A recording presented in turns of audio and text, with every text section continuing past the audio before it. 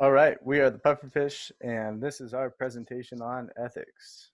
Michael will get into what we're talking about. All right, so this is the memo that we received, and this memo is about a teammate. They're talking in a team. It's a low-budget team for their senior project, and their teammate says that they were able to find some extra funding, and that just happens to be because they have a relative that is on the that's on the board for the grant agency. So they could get the team some additional funds in order to upgrade one of their pumps to a higher quality pump, which they believe will be able to deliver better results to their sponsor because they think their current pump won't meet the demands and will fail. Um, the funding, as I said, was a grant, and it needs some paperwork, but the relative could expedite that process. So the teammate in the memo is asking for the latest grant application that was submitted so they can swap out the numbers to best utilize this new funding source. And this memo applies pretty directly to our project because we also are on a low budget and we cannot afford higher quality pumps even though we want them. In order to fix our budget, we did apply for a grant to better go about our project and better meet our deliverables. But there are some problems with this memo, and that's what Chandler is going to go ahead and talk about on the next slide. All right, so some of the stuff that stuck out to us in this memo that made us scratch our chins and wonder, is this really ethical? So the team member asks, she says her mom, she's approved a few projects for other board members, so she can go ahead and call in a couple favors to make sure we get the money. Now, that's questionable for sure. Second thing, she says she'll just swap out some of the specific dollar amounts and send it out. Is that really how we do accounting? And then the last, and arguably most controversial of these already controversial statements, our team member says, it doesn't really matter since we know we'll get it, but better to go through the motions. Right? Wrong. And on this next slide, Michael's going to tell you why each of these three statements are ethically wrong.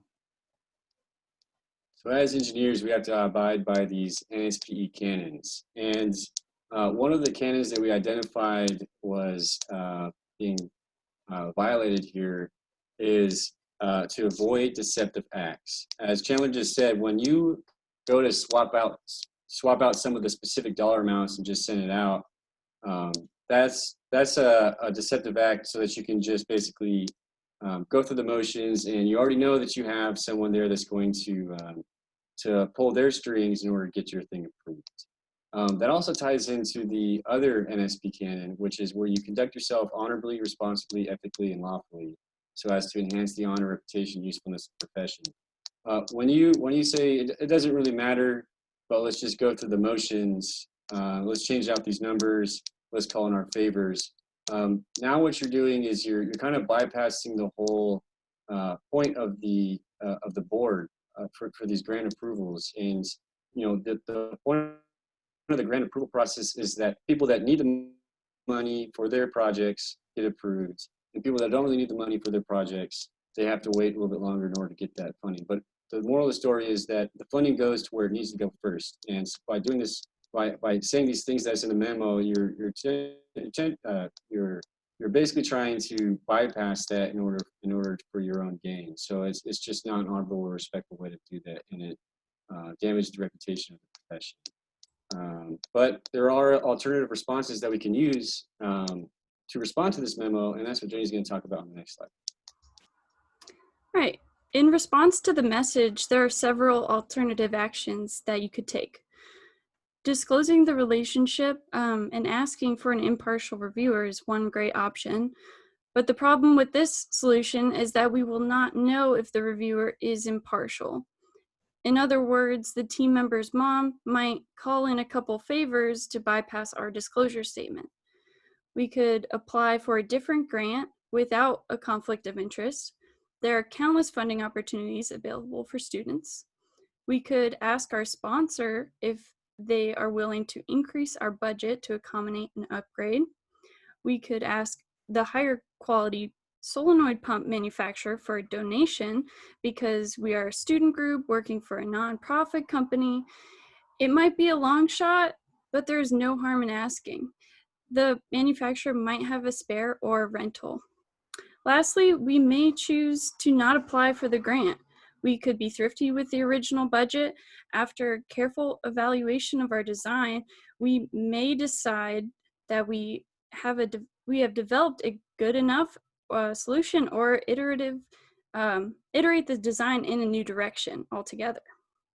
We could also include the higher quality pump suggestion in our FDR report. No design is perfect, and outlining the next steps for our design improvement is valuable information for our sponsor, regardless of the pump selection. All of these are better alternatives because we avoid deceptive acts while also conducting ourselves honorably, responsibly, ethically, and lawfully, so as to enhance the honor, reputation, and usefulness of the profession.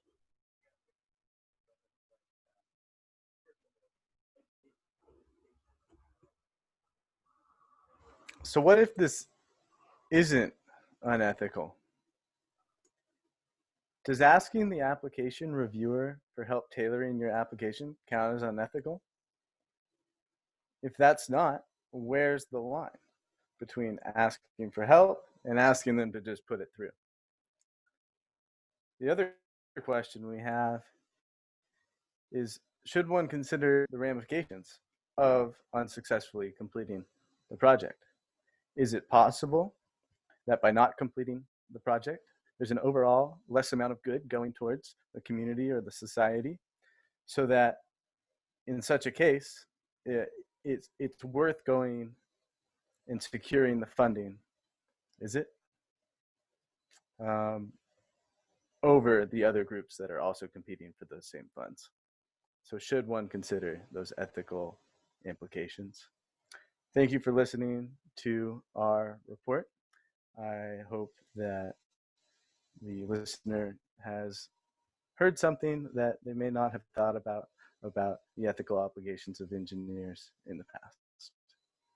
Good day.